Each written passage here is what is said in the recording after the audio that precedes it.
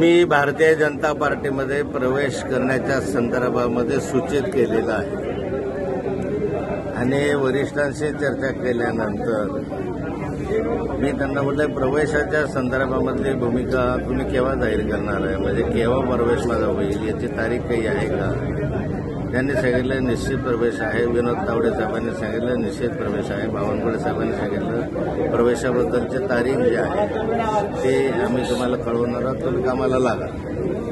आणि म्हणून त्या संदर्भामध्ये त्यांनी मला सूचना केली की तुम्ही बैठका वगैरे घ्यायला हरकत नाही, प्रवास करायला हरकत नाही, तरी तुमचा प्रवेश निश्चित झालेलाच आहे आणि त्यामुळे तुम्ही याच्यासाठी करा. म्हणून गेल्या 2 दिवसापासून मी प्रत्यक्ष प्रचारामध्ये सहभागी झालेलो आहे.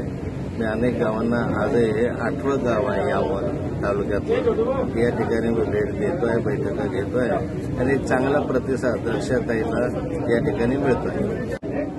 मला लीड किती मिळेल काय मिळेल यापेक्षा मला ठिकाणी कार्यकर्त्यांमध्ये जो उत्साह दिसतो आहे त्याला अधिक आनंद वाटतो.